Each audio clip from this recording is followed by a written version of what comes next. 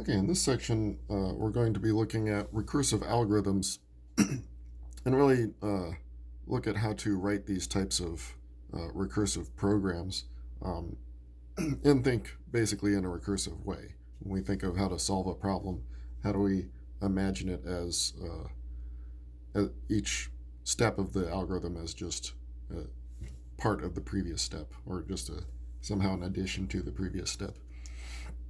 So, in this first example, we want a recursive algorithm that takes as an input a positive integer n and returns the sum of the first n positive odd integers. So, for example, if n was 3, it would just be 1 plus 3 plus 5. So the first 3 odd integers. So the first thing we sort of have to think about is how we write this sum in terms of n. So this would look like in general, it'd be 1 plus 3 plus 5, and so on. Well, what's the last one in terms of n? Well, what's 5 in terms of 3?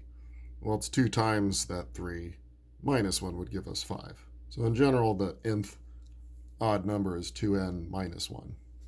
So I'm going to put it a little bit further out here because I want to look at just before that too. So that's the sum of the first n odd integers in terms of n. So what's the one just before that? It would be 2n minus 3. It would be, subtracting 2 from the one before it. So if the last one's 2n minus 1, subtract 2n minus 3. So we can see that the sum of the first n odd integers is, thinking again recursively, the sum of the first n minus 1 is the sum of the first n minus 1 odd integers, and then plus the next one, the nth. This is the nth odd integer. Okay, so with that in mind, we're ready to come up with a recursive algorithm. So we give all of these functions names that somehow reflect what they are. So we'll call this one sum odd. And the input is n. So the way we write functions usually is, or the way we write programs, is similar to how you would write a function. So you name it, instead of calling it f or g, we give it a descriptive name, like sum odd. And then we start writing what the program's going to do, and we want to think recursively, or really inductively. So we want to say, what do we do in the base case? The smallest positive odd integer, or positive integer n for our input is 1. So the first thing we would say is if n is equal to 1, then, well, the sum of the first 1 odd integers is just 1. So we're going to return 1. So that's kind of our base case, like in an induction proof. And now we set up the recursive part of it. So we would say, if it's not equal to 1, well, it's going to be the sum of the first n minus 1 odd integers plus the next one. So we want to set up a value, so we'll call s, and this is just saying is defined to be. And sum odd of n minus 1 would be the sum of the first n minus 1 odd integers. So this is what we call, and we do a little couple forward slashes to say that this is a comment, so it's not part of the program, but this is the recursive call.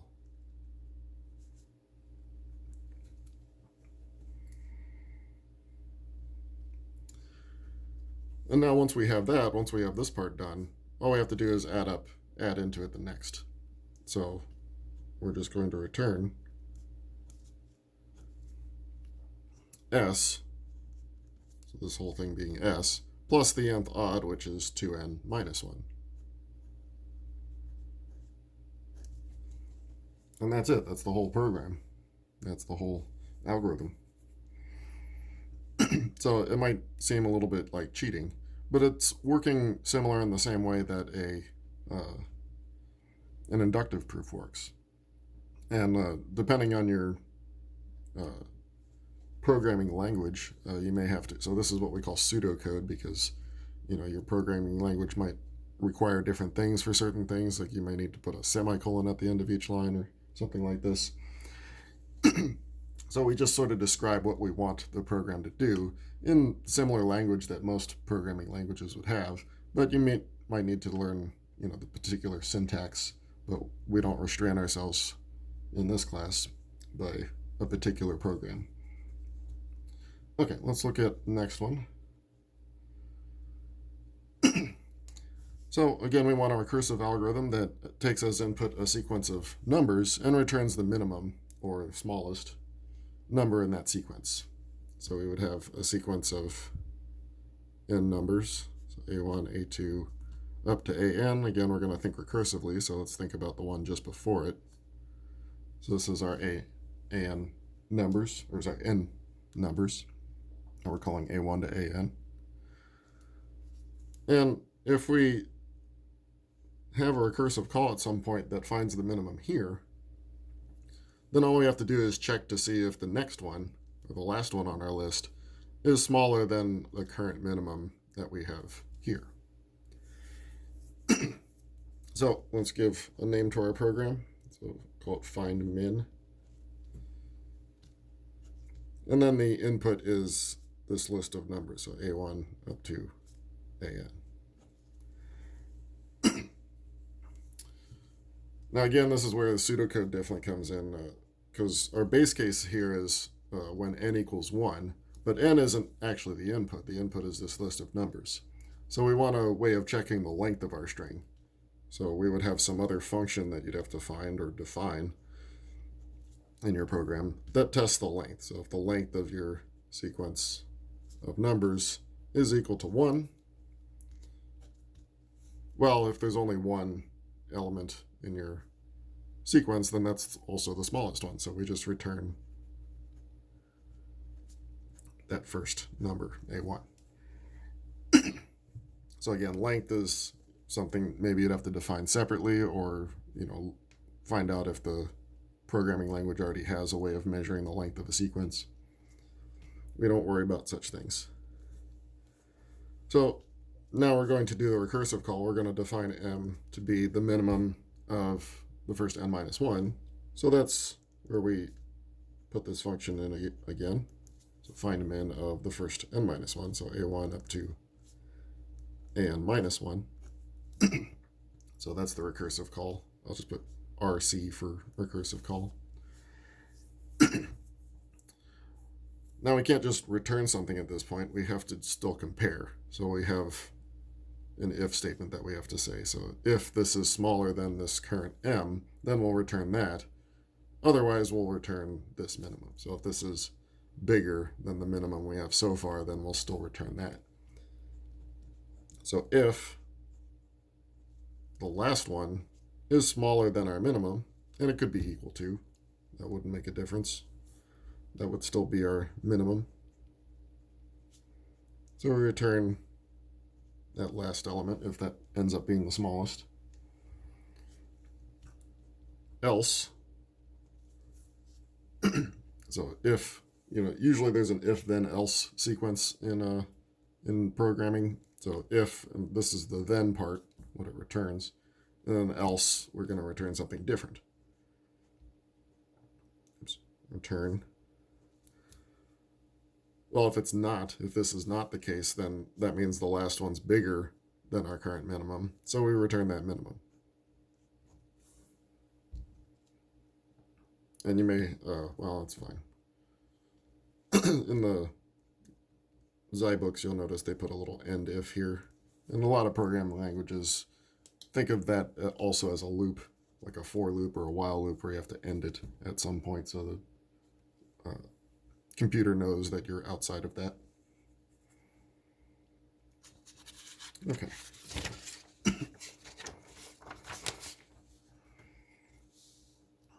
Okay, the next one, looking at a string, and we want to do two things. We want to reverse it, and we want to remove any blanks that are in it. So we'll see that we can do this recursively in one big step, in one big recursive call. But let's take a look at an example, see what we're trying to do. So if we had a string that looks like this, so AB, there's a blank, 7, C5, blank blank, 3F. So we want to reverse it and remove blanks. So the first thing that's going to happen, or we can think about happening, is that the A is going to move to the end. And then we're going to see this part reversed and without blanks. So let's just put this here. Obviously, I'm not actually reversing it, but I'm just saying that, what we're going to do to this is reverse and remove blanks.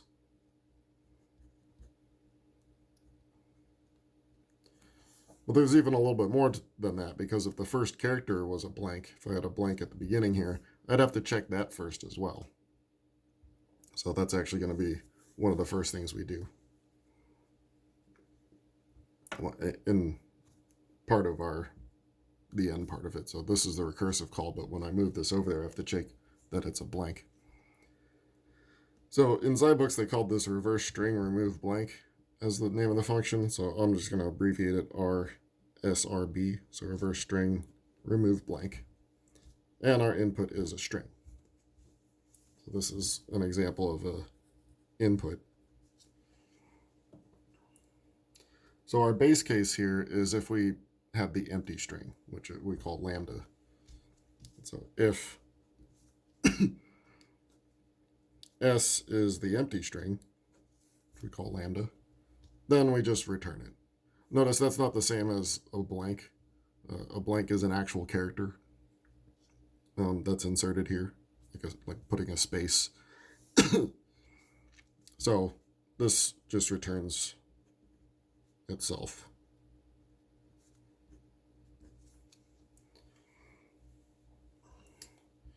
Now, what we need to do is sort of separate the first character, whether it's blank or not, from the rest of it, because we want to do the recursive call on the rest of it. So first and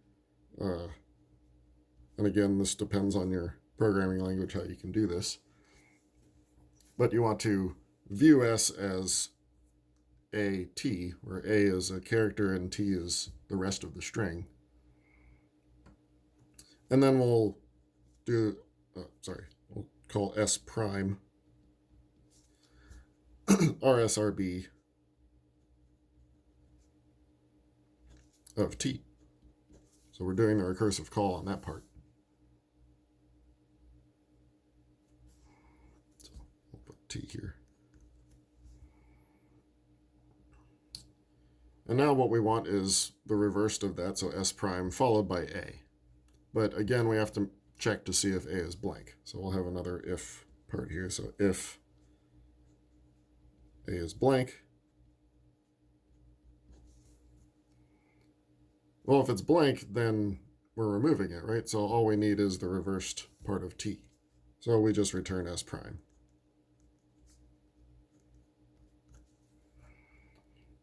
But if not, I'm running out of room here, so I'll just put it on the same line. So else, we return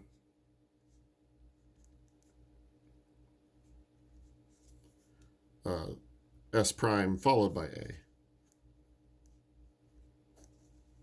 So your programming might have some sort of concatenation operation that would do that. Or maybe to define what T is, you need to pull off the first character, whatever it might be.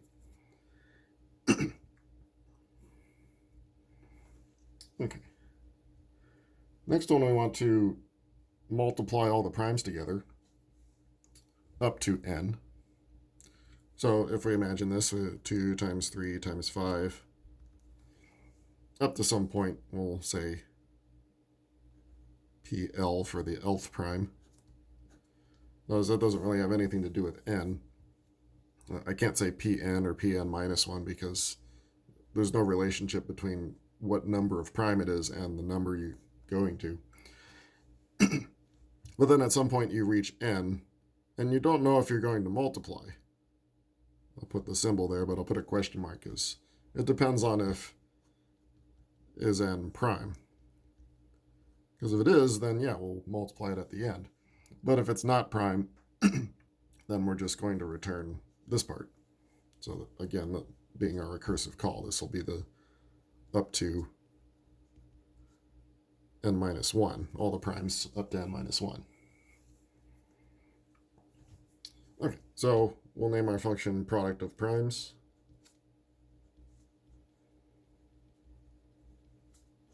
And our input is n. Our base case here is 2. Notice we're looking for the product of primes from 2 to n. Obviously 1 isn't a prime. So we'll look at our base case being n equals 2. And then of course we just return n. Or, I mean, you could put return 2 if you like, but it's probably better in general just to say return n. Now we want our recursive call, so we want to define something to be all the primes up to n minus 1. So that'll be product of primes up to n minus 1. So we'll call that p. Product of primes of n minus 1. So again, our recursive call. I didn't put that here. Recursive call was this one.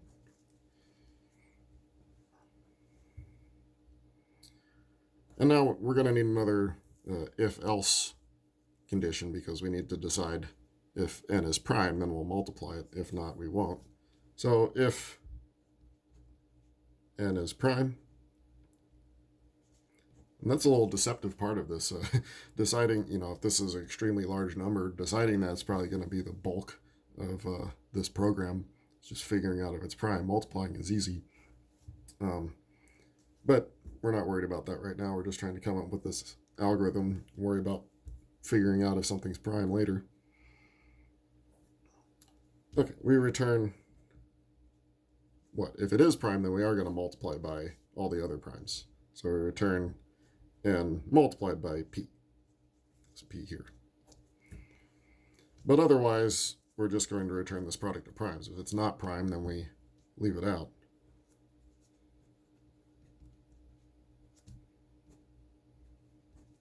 And I'll, again, put the end if at the bottom.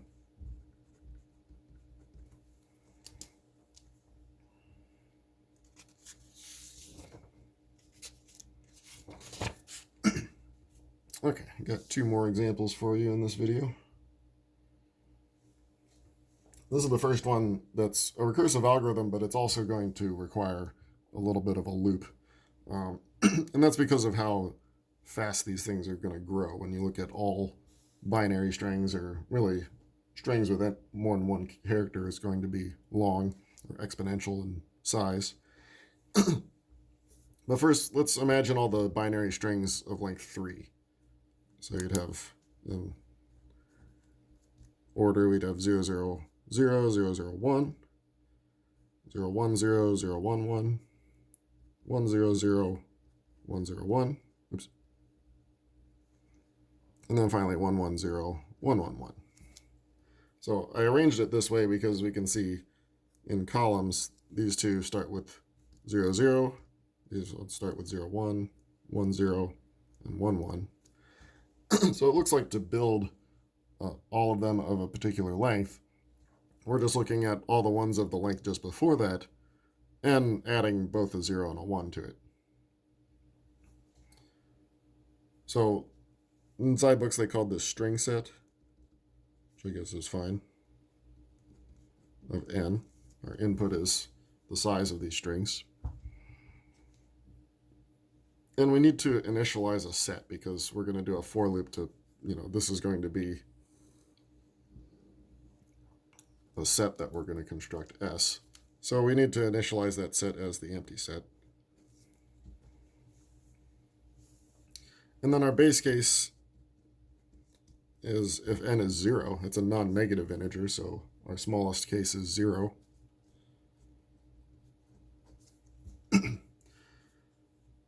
Have to be a little bit careful here, even though it's not that important.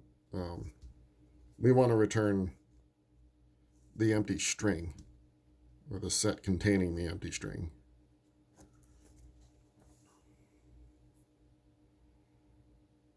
So it's kind of special in that way, because otherwise lambda doesn't appear.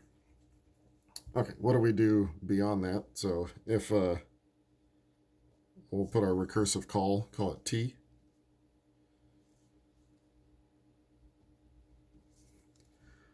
So t is going to be string set n minus 1.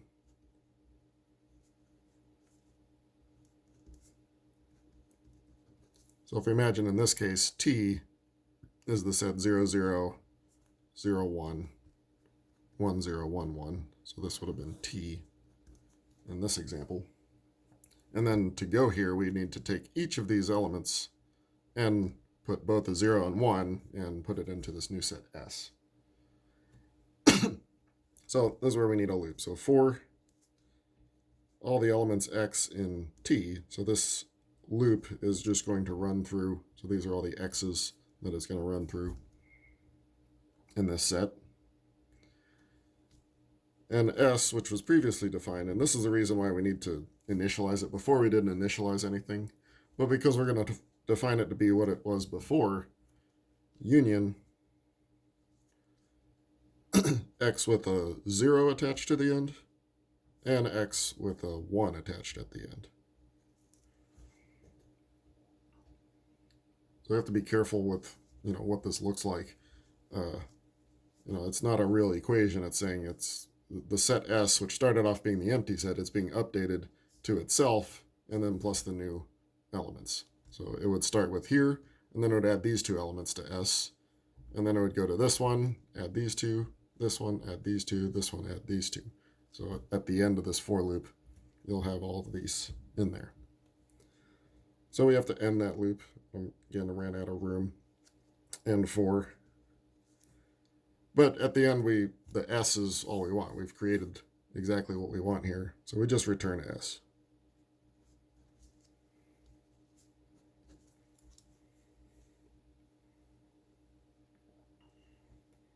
Okay, our last example is actually a fairly straightforward one. The only difference from all the previous ones is that it takes two inputs. So we have two non-negative integers, x and y, and it wants to return the product of x and y, which sounds, of course, very easy. But we're assuming that our algorithm can only use addition and subtraction. So we don't actually have product as an operation yet. So we're defining product for the first time. So if I have x times y, we can think recursively on either one. But if we think of y as the thing we're going to imagine recursively on, we're taking x and adding it to itself y times. So x plus x. So total of y times, but we can think of recursively as this happening y minus 1 times.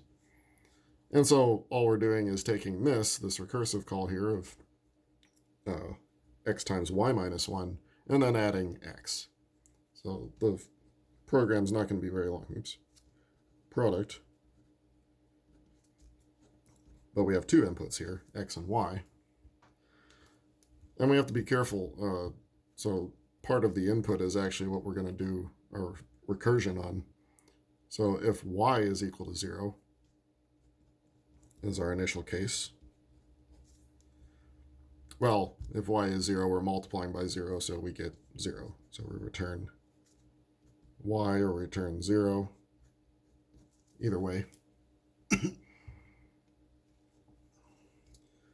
And now our recursive call, we're going to call p product of x with y minus 1. So that's this part here. And now we just need to add x. So we'll return p plus x.